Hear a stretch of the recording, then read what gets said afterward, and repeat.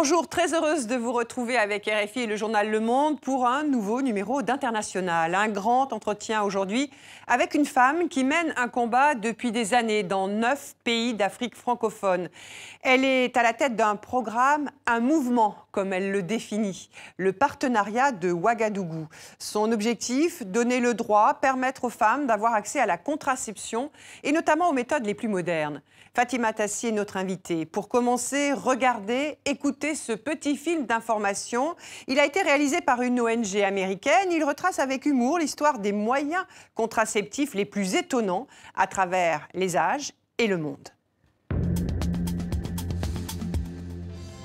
En Égypte ancienne, les excréments de crocodile, mélangés à du miel, servaient de spermicide.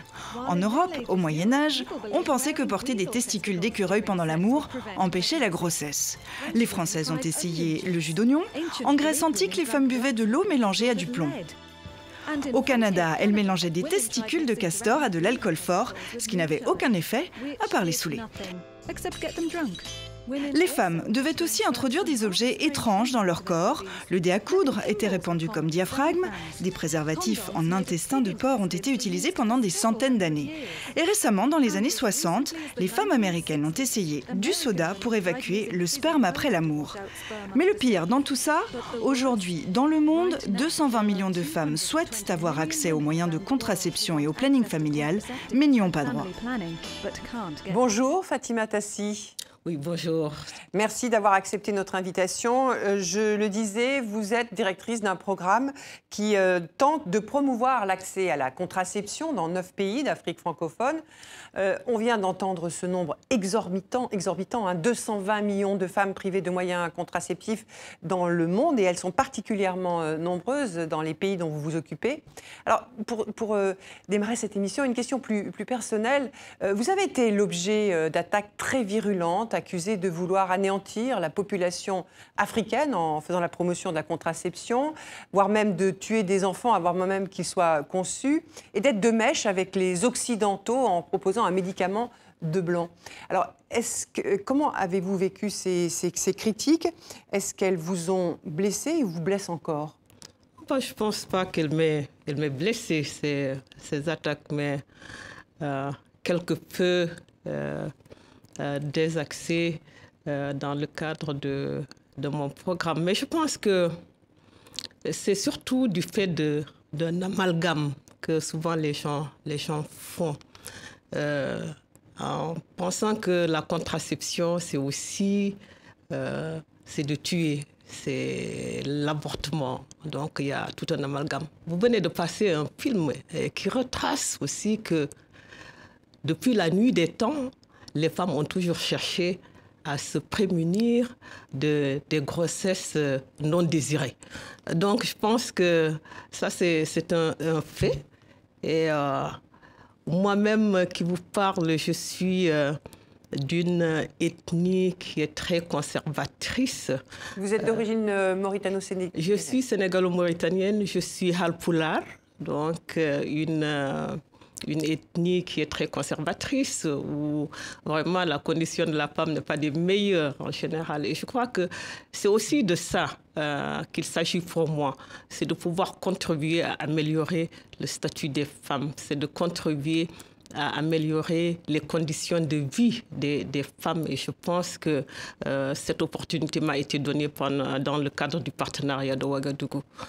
Alors justement, avant de poursuivre notre entretien et d'accueillir mes confrères de RFI et du journal Le Monde, je vous propose de revenir brièvement sur ce partenariat de Ouagadougou que vous dirigez, un sujet signé Bastien Bory et Audrey Demar. Ouagadougou, car c'est dans la capitale burkinabé qu'il a vu le jour en 2011. Partenariat parce qu'il fédère 9 États. Bénin, Burkina Faso, Côte d'Ivoire, Guinée, Mali, Mauritanie, Niger, Sénégal et Togo.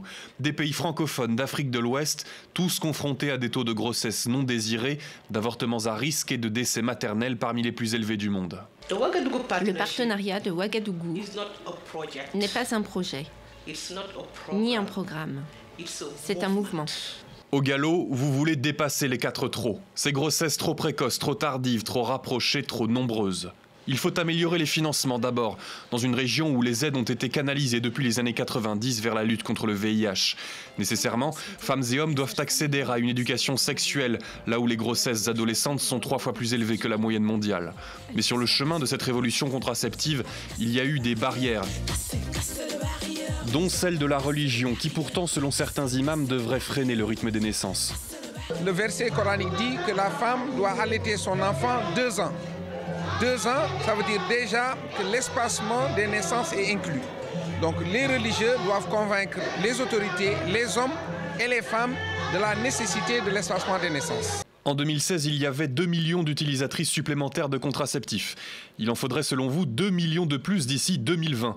Mais entre la Côte d'Ivoire, bon élève, et la Mauritanie, à la traîne, où une femme sur 10 a accès à la contraception, un fossé demeure. Un obstacle qui en cache un autre, la menace du manque de financement. L'Amérique de Donald Trump parle aujourd'hui de retirer sa contribution. Fatima Tassi, Sophie Malibaud de RFI et Christophe Ayat du journal Le Monde nous ont rejoints.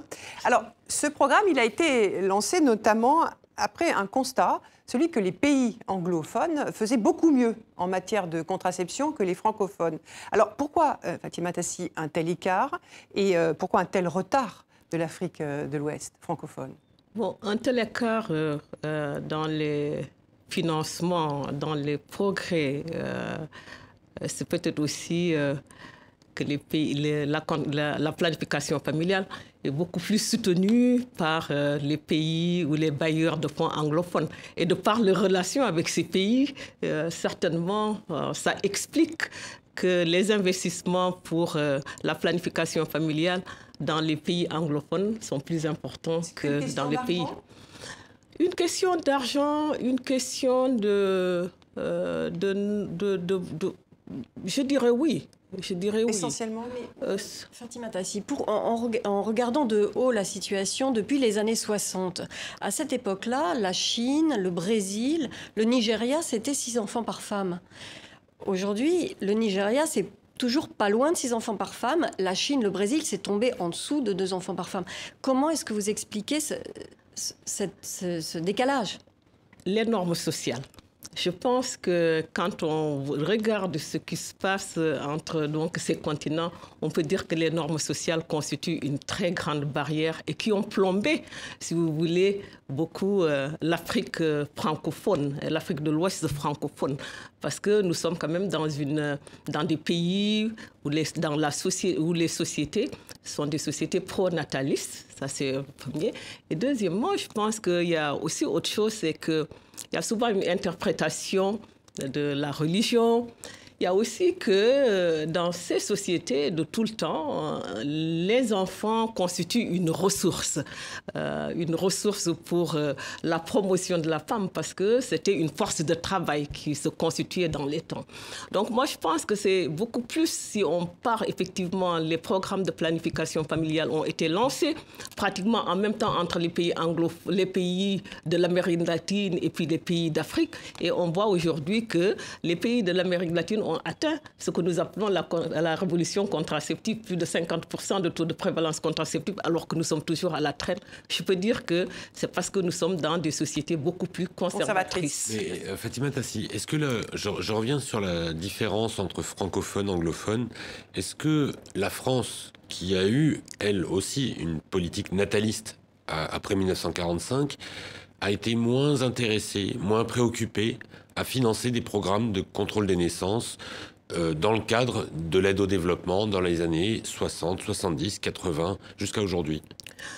Tout à fait. Bon, je dirais, j'atténuerai ça un tout petit peu parce que si on regarde juste ce qui se passe, le partenariat de Ouagadougou, la France fait partie des pays, des membres fondateurs du partenariat de Ouagadougou, donc qui se soucient des questions. Le partenariat de Ouagadougou, ça date d'il n'y a pas très longtemps. De 6 ans, dit 2011. Hein. Absolument, c'est à partir de 2011. Mais avant 2011, bon, il faut dire qu'effectivement, la France n'avait pas beaucoup investi dans les pays, dans ce domaine-là.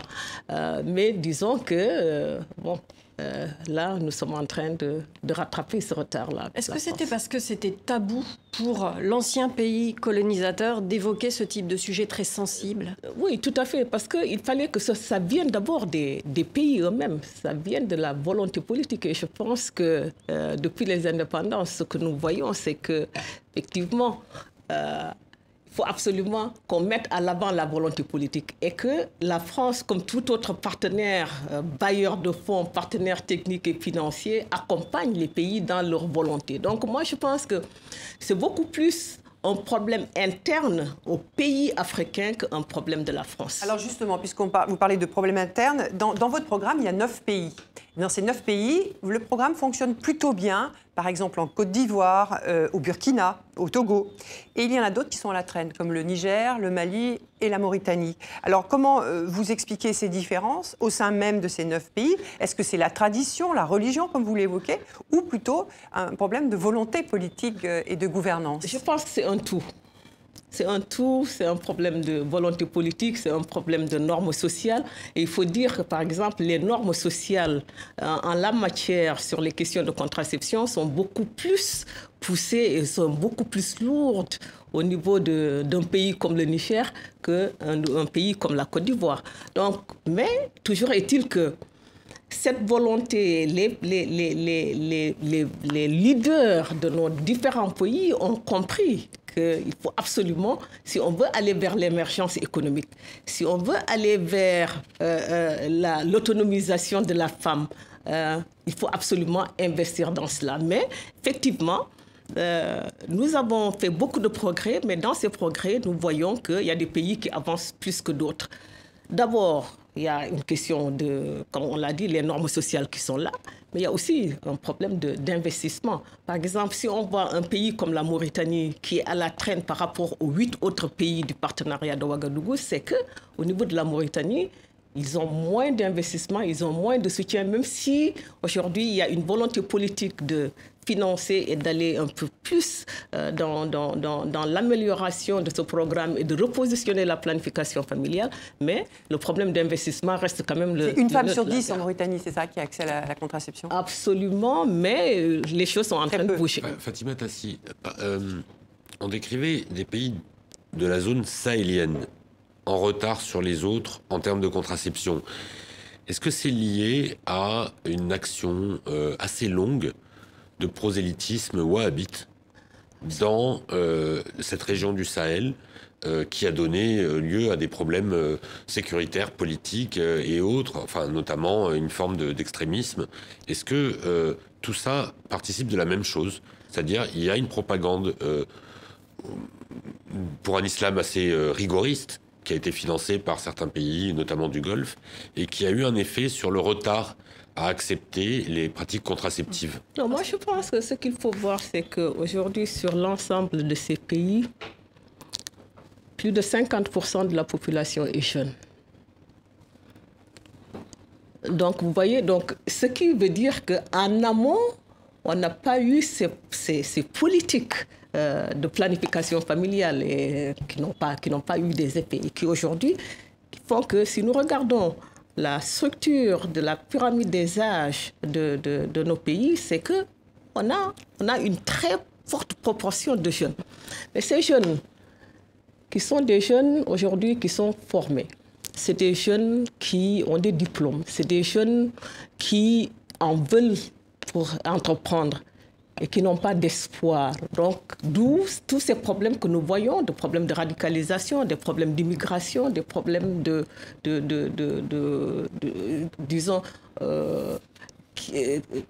violence, de violence, etc. Donc, moi, je pense que, comme le modélisent aujourd'hui nos spécialistes, c'est de voir qu'il faut absolument que l'Afrique de l'Ouest s'oriente vers la capture du dividende démographique, qui requiert qu'il y ait l'éducation, l'emploi, mais aussi la planification familiale. Le dividende démographique, ça veut dire plus d'actifs par rapport au nombre d'inactifs. Plus d'actifs, effectivement, plus d'actifs qu'un nombre d'actifs, parce qu'aujourd'hui, ce qu'on voit, c'est que les jeunes qui ne sont pas actifs, et il y a au milieu une toute petite bande d'actifs qui est obligée de soutenir les non-actifs. Mais pardonnez-moi de revenir sur la question de la religion. Est-ce que l'interprétation de l'islam et donc des normes sociales dans le Sahel a changé ces 30 dernières années au point de aujourd'hui handicaper la diffusion de pratiques contraceptives? Changer, c'est en voie de changer. Mais dans quel sens? Changer parce qu'aujourd'hui, nous travaillons beaucoup avec les religieux. Dans le cadre du partenariat de Ouagadougou, par exemple, nous avons une communauté de religieux, qu'ils soient des religieux musulmans, des religieux chrétiens ou même ceux qui sont de la religion animiste ou des religions traditionnelles. Donc nous travaillons avec eux de manière participative et de manière collaborative. Et ce qu'ils ont fait, c'est de développer des argumentaires partant donc des écrits religieux. Et ces argumentaires montrent que, effectivement, la femme, pour préserver la santé de la femme, pour préserver la santé de l'enfant, pour avoir des familles équilibrées, il faut absolument qu'on aille vers l'espacement des naissances. Donc, on ne peut pas dire aujourd'hui que les religieux sont tous pour la planification familiale, mais nous avons en ce moment un groupe de religieux avec lesquels nous travaillons et qui mènent des débats avec... Vous avez entrepris un travail spécifique sur cette question. Comment ça se passe, Fatima Tassi, avec les chrétiens et notamment les catholiques, sachant qu'il y a cette encyclique qui a été prise par Paul VI en 68 et qui est totalement opposée à toute forme de contraception, hormis des méthodes naturelles? Bon, parce que quand nous parlons aussi de la planification familiale, c'est le tout. Nous parlons des méthodes modernes, mais c'est un choix de la femme. La femme a le droit de choisir la méthode traditionnelle ou la méthode moderne. Donc, il n'y a pas une politique, si vous voulez, comme en Chine, qui était une politique dure. Excusez-moi, mais vous parvenez à vous faire aider de leaders religieux, de prêtres catholiques dans les différents pays pour relayer ce type de message, comme quoi la planification familiale est quelque chose de... Alors qu'ils sont, dans ce cas-là, en conflit total avec le Vatican. Absolument, mais disons que aujourd'hui, le message que nous demandons, parce que je crois que c'est un modus vivendi que nous voulons avoir avec les religions. Donc, le message que nous voulons et que les religieux passent, c'est pas de dire prenez la planification familiale moderne, mais au moins c'est de nous aider à parler de l'espacement des naissances pour le bien-être de la famille, de la femme et de l'enfant. Donc moi je pense qu'aucune des religions n'est contre cela. Donc c'est ça le message aujourd'hui que nous demandons. La deuxième chose que nous demandons aux religieux et qui contribuent au travail que nous faisons, c'est de nous aider à lutter contre les mariages d'enfants. Oui. Les mariages précoces. On va aborder cette question. Mais Fatima Tassi, au-delà de la religion, vous disiez tout à l'heure, vous parliez de volonté politique, et notamment concernant l'émancipation des femmes. Le ministre de la Santé burkinabé a dit dans une interview que cette volonté d'émancipation des femmes, elle n'existait pas. Au niveau du continent africain, que quand elle existait, on le voyait au Burkina et on peut le voir en Côte d'Ivoire, eh bien ça allait mieux pour la contraception des femmes, qu'il y avait des résultats, des avancées spectaculaires. Est-ce qu'il y a une volonté politique générale dans ces pays concernant le statut des femmes dans la société? Absolument. Et je pense que c'est tout ce qui explique donc, que ces pays se mettent ensemble et fassent ce partenariat. Mais à la tête des pays, est-ce qu'il n'y a pas un problème Quand vous allez au Burkina Faso, vous rencontrez le président... oui, mais ça, c'est un bon élève, le Burkina Faso. Absolument. Mais pour les autres Pour les autres, je ne peux pas dire qu'il n'y ait pas une volonté politique, mais c'est peut-être la traduction ou de poser les actes qui traduisent cette volonté politique qui, aujourd'hui, sont différents d'un pays à un autre. Mais ce qui est sûr, c'est que même pour afficher cette volonté politique, il y a eu récemment le sommet de Londres sur la planification familiale. C'était en juillet 2017, où les 9 pays ont renouvelé leurs engagements pour repositionner la planification familiale. Et ils ont pris des engagements qui étaient très importants, tant du point de vue politique, programmatique que financier. Dans les actes. Donc c'est pour dire que tous les pays aujourd'hui sont dans le pays de partenariat de Ouagadougou. La volonté politique, elle est là, elle est affichée, elle est là. Maintenant, la mise en œuvre des plans... C'est plus compliqué. Oui, c'est ça qui fait... Fatima Tassi, est-ce que vous pensez que s'il y avait plus de femmes à la tête des politiques, Premier ministre, présidente ou ministre de la Santé, les choses iraient mieux et plus vite? Et est-ce que c'est une question de participation politique des femmes? Là, il y avait 2 dirigeantes en Afrique, Hélène Johnson-Sirleaf et la Première ministre de l'île Maurice. Elle a démissionné, donc bon, il n'y en a plus aujourd'hui. Bon, on regarde un pays comme aujourd'hui, vous l'avez dit, la Côte d'Ivoire est à la tête du partenariat de Ouagadougou en termes de contribution des résultats. Nous savons que c'est une femme qui est à la tête de ce ministère. Pendant très longtemps, le Sénégal était aussi à la tête du mouvement avec des progrès extraordinaires que le monde entier regardait. Il y avait aussi Mais il a rétrogradé dans le classement, hein, beaucoup. Mais il faut aussi dire que maintenant, nous avons des hommes avec nous et qui sont des champions de la planification familiale. C'est le cas du ministre de la Santé du Burkina Faso. Parce qu'aujourd'hui, le Burkina est devenu leader dans le partenariat de Ouagadougou en termes de planification familiale. Donc c'est pour dire que, effectivement, peut-être que la femme va avoir plus de sensibilité, comprendre mieux, faire avancer l'agenda plus rapidement peut-être que les hommes, mais il ne faut pas dire qu'on ne peut pas généraliser parce que parmi les hommes aujourd'hui leaders, nous avons aussi nos champions. Vous parliez de cette réunion de Londres et du renouvellement des engagements. Je crois qu'il y a à peu près 31 milliards de dollars pour la planification familiale et sur ces 31 milliards, c'est juste 5 milliards sur la contraception.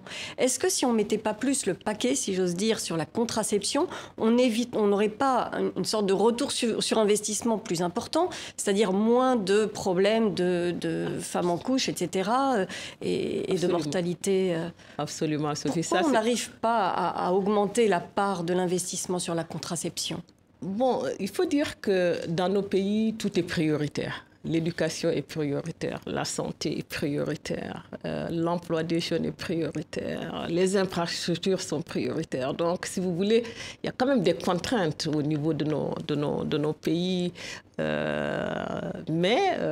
Effectivement, comme vous l'avez dit, aujourd'hui, un de notre combat dans le partenariat de Ouagadougou, c'est d'amener les pays à investir davantage sur la planification familiale. Parce $1 d'investir dans la planification familiale, ça permet de gagner beaucoup, de faire un gain extraordinaire. Par exemple, $1, c'est $4 de moins pour investir dans les soins liés à la complication, par exemple, des grossesses. Donc, il faut absolument que nos pays commencent à voir la planification familiale comme étant un investissement pour aller vers l'émergence économique. Est-ce que vous auriez aimé, par exemple, est-ce que vous souhaiteriez que des grandes campagnes, on connaît ces grandes campagnes de vaccination qui sont conduites par l'OMS, par l'UNICEF, etc. Il n'y en a pas pour la contraception. Il y a des programmes qui sont soutenus par les Nations Unies, mais est-ce que vous pensez qu'il faudrait qu'il y ait des grandes campagnes comme ça? Il y a des campagnes, Sophie, parce que le partenariat de Ouagadougou, un mouvement, c'est déjà une campagne. Oui, mais soutenu par des instances internationales comme l'OMS à très grande échelle. À grande échelle, oui. Et nous avons espoir avec l'initiative qui a été lancée l'année dernière, qui s'appelle She Decide, Elle décide, qui a été lancée par les Européens, suite donc à... Mais ça vient un peu tard. Un peu tard, mais il n'est jamais tard de bien faire. Moi, je pense qu'aujourd'hui, c'est le sursaut. Aujourd'hui, on est dans une situation où on montre qu'il est urgent d'agir. Et c'est ce que les pays, en tout cas du partenariat de Ouagadougou, ont compris, c'est l'urgence d'agir. Donc c'était notre première phase d'ailleurs avec le partenariat de Ouagadougou, parce qu'à cette période-là, on avait des taux de prévalence contraceptive de 8%.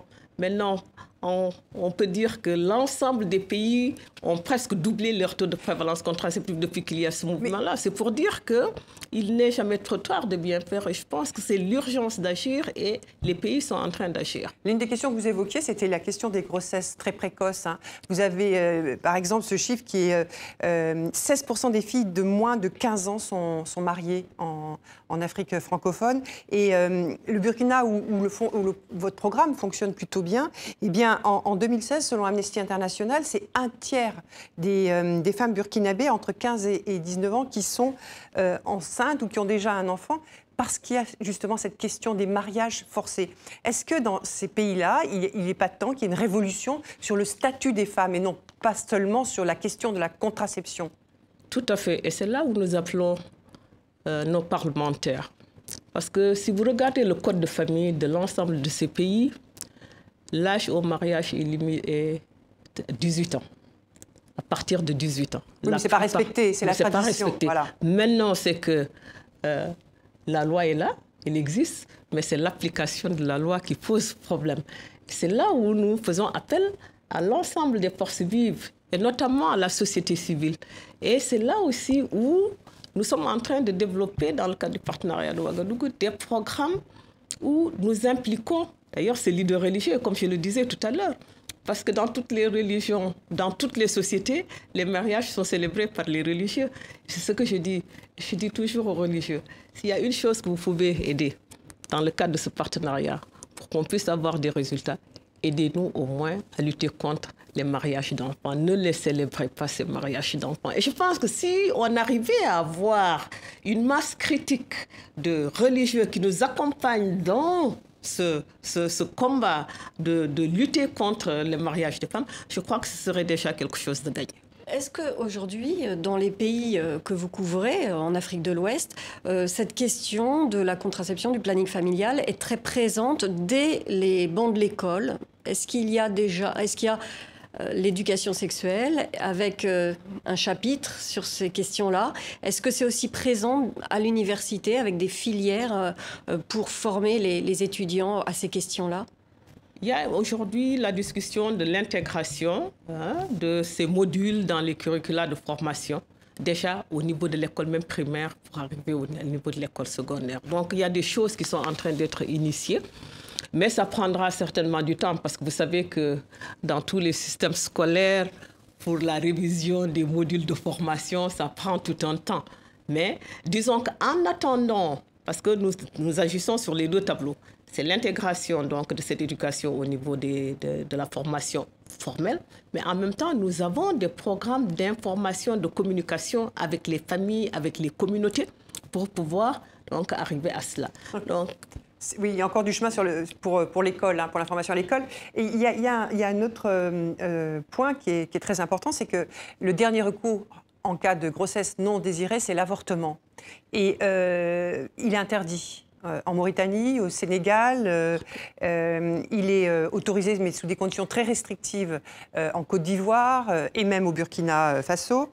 Il tue, l'avortement, beaucoup de femmes quand il est pratiqué dans des conditions clandestines, précaires. Est-ce que vous souhaitez la légalisation de l'avortement dans les pays où il est interdit et ou conditionné de manière très restrictive? Moi, j'ai toujours dit que l'avortement, c'est l'échec de la planification familiale. Et c'est ça, moi, mon combat, c'est de faire en sorte que les filles et les femmes ne soient pas amenées à arriver à avoir à faire ce choix. Donc c'est pourquoi la promotion de la planification familiale, c'est mon combat de tous les jours. Mais ça ne suffit pas, parce que quand on voit le niveau de prévalence de la contraception, qui est entre 8 et 22% dans les meilleurs des cas, dans ces pays-là, dans les pays dont vous vous occupez, l'avortement est quelque chose qui est beaucoup pratiqué. Est-ce que oui ou non, vous pensez qu'il doit être légalisé? Est-ce qu'il doit être autorisé? Disons que ça, c'est le choix de la femme. C'est le choix de la famille. Oui, mais quand c'est interdit, si elle n'a pas le droit. Si c'est interdit. Tout à fait, c'est interdit. Maintenant, est-ce qu'il faut faire évoluer la législation? Bon, il faut commencer par quelque part. Quelque part, c'est que dans le protocole de la déclaration de Maputo, ce que nous sommes en train de vouloir, enfin, ce que la plupart des pays veulent avoir, c'est avoir l'accès à l'avortement sous certaines conditions. en cas de viol, en cas d'inceste, ou quand la vie de la femme est en danger. Mais cela ne passe pas encore dans nos politiques et dans nos stratégies. Dans aucun des pays dont vous vous occupez, en Afrique de l'Ouest, il n'y a pas cette démarche en cours? Pas encore, pas encore. C'est-à-dire aujourd'hui, c'est à l'étude, c'est au débat, par exemple. Mais quel est l'argument? L'argument, c'est toujours la religion. C'est toujours la religion pour dire que la religion interdit toute forme d'avortement. Mais disons que, par exemple, au niveau du Sénégal, l'association des femmes juristes avait mis ce point pour vote au niveau de l'Assemblée nationale. Ce qui n'a pas abouti justement, parce que les parlementaires ont dit que, bon, attention, parce que ça risque d'ouvrir la boîte à Pandore. C'est-à-dire, quels sont, selon vous, les principaux arguments qui empêchent au niveau des parlements? Toute vie doit être préservée, c'est ça. C'est de l'ordre religieux? C'est d'ordre religieux, c'est des croyances personnelles, mais est-ce que vous redoutez finalement le courant qui se répand maintenant même dans les sociétés occidentales où il y a une sorte de retour aux religieux? On peut parler des États-Unis par exemple, où plus que jamais l'avortement et ce qu'on appelle le droit à la vie est défendu et l'avortement... Moi je dis encore, l'avortement, pour moi, c'est l'échec de la planification familiale. Et c'est pourquoi je pense que si on veut, et c'est là où j'appelle d'ailleurs l'ensemble des forces vives de nos communautés, c'est d'aider justement à ne pas arriver à ce point extrême où la femme aura à avoir recours à quelque chose qui n'est pas autorisée, enfin qui n'est pas admise par nos communautés, qui n'est pas admise par nos religions, nos religieux. Donc, encore une fois, je dis, c'est pour moi, mon combat, c'est toujours arriver à la planification familiale. Maintenant, quand le cas se présente, c'est à la famille, c'est à la femme. Parce qu'il y a une grande injustice entre les femmes qui ont les moyens de voyager, d'aller avorter ailleurs dans des bonnes conditions, et les femmes qui n'ont pas les moyens. Tout à fait, ça c'est un problème. Alors, c'est un grand problème. Pour poursuivre cet entretien, Fatima Tassi, vous liez souvent la question de la contraception à celle du développement. Hein. Et vous avez dit à plusieurs reprises que faire baisser la mortalité infantile, néonatale, maternelle, c'est créer aussi les conditions d'un développement économique. On écoute ce que disait le président Emmanuel Macron à propos de la natalité en Afrique en juillet dernier lors du G20 à Hambourg. Quand des pays ont encore aujourd'hui 7 à 8 enfants par femme, vous pouvez décider d'y dépenser des milliards d'euros, vous ne stabiliserez rien. Alors cette phrase avait fait beaucoup réagir. Hein. Certains avaient reproché au président français de lier natalité et pauvreté. Cette phrase était extraite d'une intervention où il était aussi question de bonne gouvernance des États, de lutte contre la corruption. Mais vous, comment vous avez réagi quand vous avez entendu cette phrase ? Vous qui vous occupez spécifiquement de ces questions.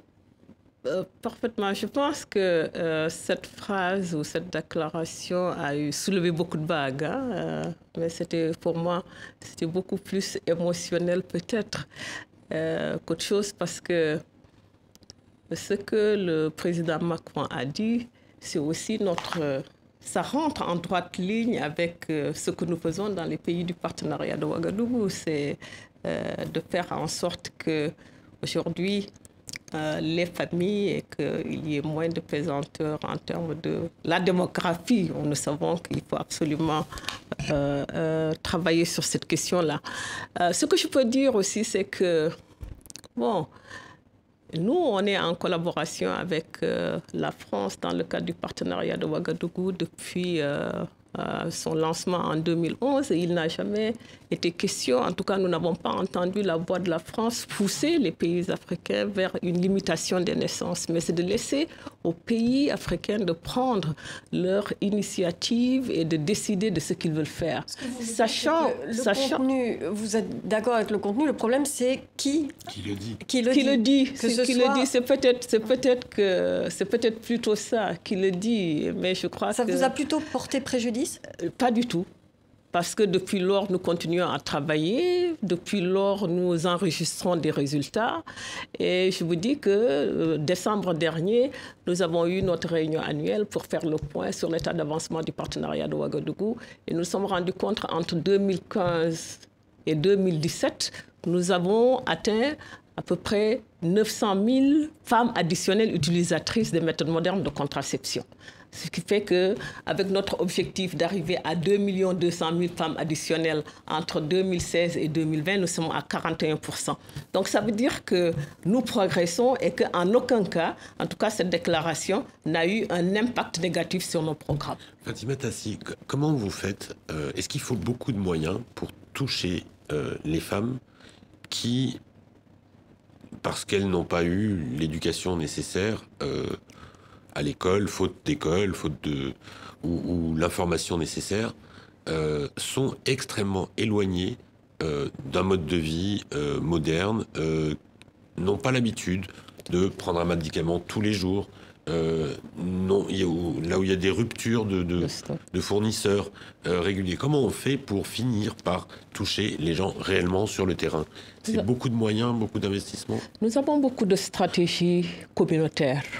C'est aujourd'hui un des grands problèmes aussi, c'est de voir que dans nos pays, nous n'avons pas les ressources humaines, pas assez de médecins, pas assez de sages-femmes, pas assez d'infirmiers. Donc, pour pallier à cela, ce que nous faisons, c'est des approches et stratégies communautaires, avec des agents de santé communautaires qui sont issus de la communauté, formés et pour faire des stratégies avancées. Donc, stratégie avancée jusqu'au dernier kilomètre. C'est aujourd'hui, nous travaillons aussi sur nos chaînes d'approvisionnement du système de santé pour que les produits contraceptifs puissent arriver jusqu'au dernier kilomètre. Et nous avons aujourd'hui enregistré beaucoup de questions. Par exemple, je prends un cas comme le Sénégal. Entre 2012 et 2015, c'est que le Sénégal a pu réduire le niveau de rupture de stock de 80% à 4% dans les formations sanitaires. Donc, c'est pour dire que nous avons aussi des stratégies qui sont des stratégies communautaires, faites avec la communauté. Nous travaillons de manière vraiment très participative, inclusive avec les communautés. Implication de beaucoup les hommes, les religieux dans ce genre d'approche pour pouvoir justement offrir à la femme, même celle qui est la plus éloignée des structures de santé, parce que pour nous, au niveau du partenariat de Ouagadougou, ce que nous disons, c'est un droit. Il faut absolument que la contraception ne soit pas seulement pour les élites, mais il faut absolument que la femme aussi... Dans les campagnes. Et Fatima Tassi, justement, dans ce type de conditions difficiles, les moyens de contraception qui sont les plus efficaces et ceux qu'on peut mettre à disposition, c'est la pilule? Nous avons aujourd'hui plusieurs. Ce que nous ne voulons pas, c'est les injections. Dans chaque point de prestation de service, ce que nous avons, c'est la gamme des produits. Et nous faisons, les agents sont formés pour faire, donc, donner l'information sur chaque méthode. Mais qu'est-ce qui est mieux accepté? Et laisser le choix à la femme de choisir. Laquelle est la mieux acceptée? Laquelle est généralement la mieux tolérée? Aujourd'hui, dans les temps, on a commencé d'abord la pilule qui a fait son temps. Après, c'était les injectables. Et maintenant, ce que nous voyons de plus, c'est les implants. Parce qu'ils donnent beaucoup plus de temps à la femme. Parce que quand vous mettez un implant, vous avez la contraception, vous êtes protégé sur une plus longue durée, de 3 ans. Alors que pour les injectables, c'est sur 3 mois. Donc aujourd'hui, on voit l'attrait des femmes vers les méthodes de longue durée, vers les sont les implants. Les stérilés, non? Les stérilés, on recommence parce que nous avons vu qu'il y a une stratégie qui est très porteuse et que nous ratons souvent une opportunité. C'est la contraception après l'accouchement.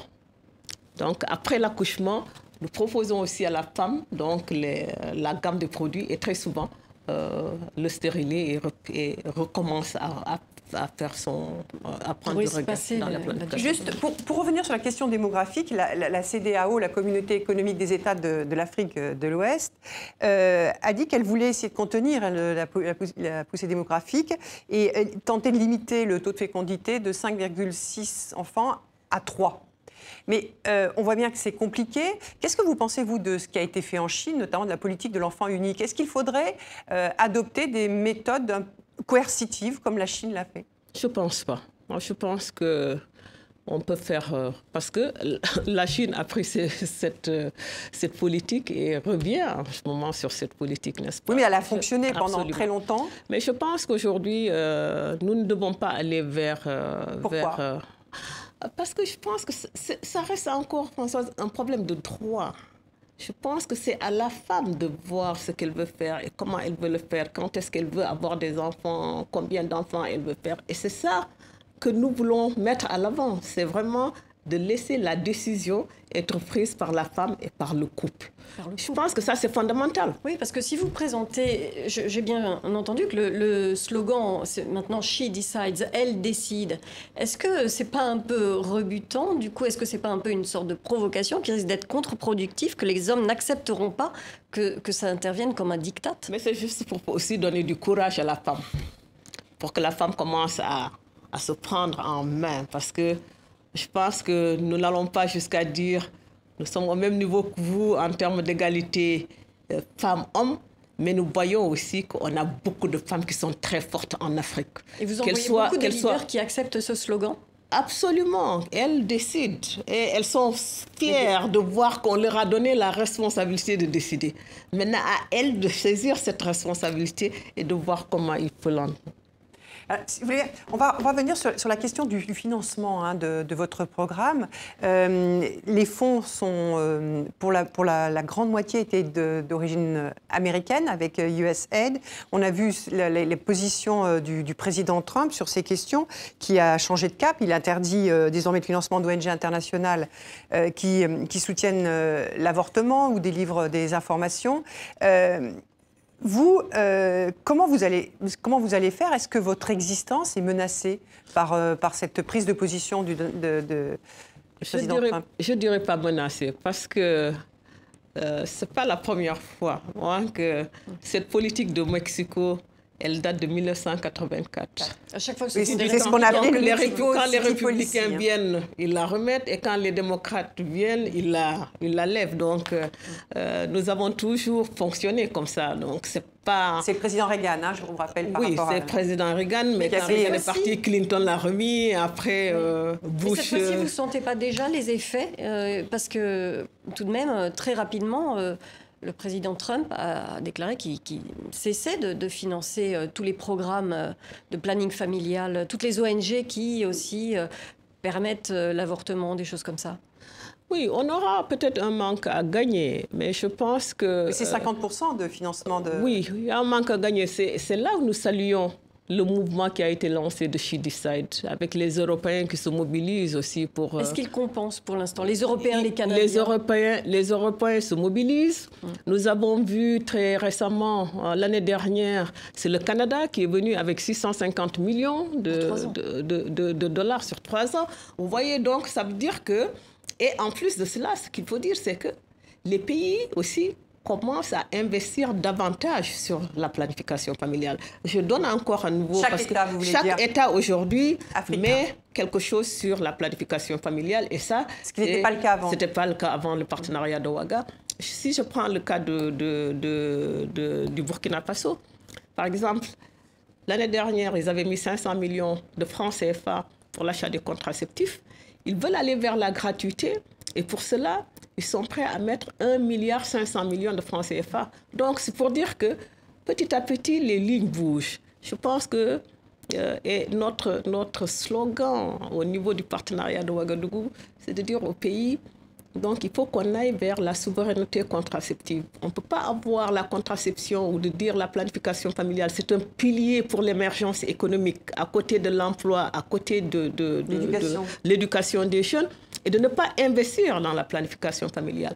Et aujourd'hui, nous voyons les pays commencer à vraiment ne plus être tributaires à 100% de l'aide internationale, de l'aide extérieure pour les questions de planification familiale. Je pense qu'on voit les choses arriver. Je suis optimiste. Il y a de grandes fondations. La fondation Bill et Melinda Gates, pour ne pas les nommer.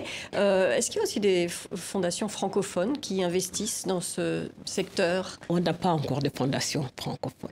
Parce qu'aujourd'hui, dans le cadre du partenariat de Ouagadougou, nous avons 2 grandes fondations qui nous soutiennent. C'est la fondation Bill et Melinda Gates, vous l'avez dit, mais c'est aussi la fondation William et Flora Hewlett. Mais on n'a pas encore de fondations. Alors vous lancez un appel aux fondations, à la France, à ces fondations. Et ça, c'est un axe de travail que dans le cadre de la mobilisation des ressources au niveau du partenariat de Ouagadougou, c'est d'aller vers les fondations aussi françaises pour qu'elles puissent financer. Et là, vous leur lancez un appel, vous leur dites... Nous lançons un appel au gouvernement français et nous pensons que c'est là le président Macron pourrait jouer un grand rôle pour nous. Comment évoluent les contributions de la France, justement, pour votre programme? Je crois que c'était aux alentours de 12 millions d'euros en 2016. Est-ce que ça grimpe? Oui, la France contribue de plusieurs façons. Parce que ce qu'on a vu spécialement pour le partenariat de Ouagadougou, c'est les 10 millions d'euros qui ont été transmis pour financer les activités du partenariat de Ouagadougou. Mais n'oublions pas que la France intervient aussi dans l'appui budgétaire de nos pays.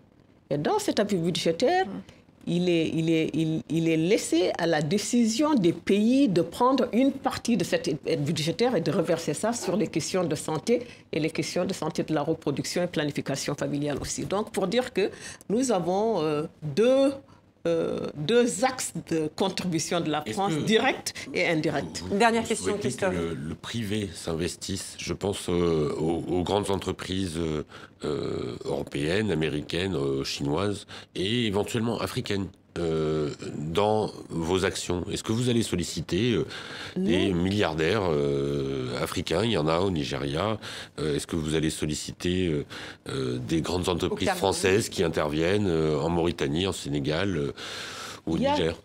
Nous avons actuellement le secteur privé qui finance, mais disons que c'est des financements sporadiques, c'est des financements ponctuels. Et ce que nous souhaiterions, et dans le plan que nous avons développé pour la mobilisation des ressources, c'est justement d'aller vers quelque chose de plus durable de la part du secteur privé. Et c'est là où nous pensons peut-être qu'un jour nous aurons une fondation financée par donc, le secteur privé africain, et jumeler ça peut-être avec des fondations, comme vous avez dit, les fondations françaises, pour pouvoir financer nos activités. Mais c'est quelque chose à laquelle nous pensons très fortement en ce moment, c'est de faire en sorte que le secteur privé africain puisse aussi financer la planification familiale comme étant un levier pour le développement économique. Et puisqu'RFI et TV5 Monde sont très écoutés, très suivis en Afrique, dans beaucoup de pays, espérons que votre appel sera entendu à destination donc, des entreprises privées. Fatima Tassi, je voulais vous remercier d'avoir accepté notre invitation, d'avoir répondu à nos questions, à celles de Christophe et Sophie. Nous arrivons au terme de cet entretien. Merci à vous tous, auditeurs et téléspectateurs, pour votre fidélité. Nous vous donnons rendez-vous la semaine prochaine. Merci beaucoup.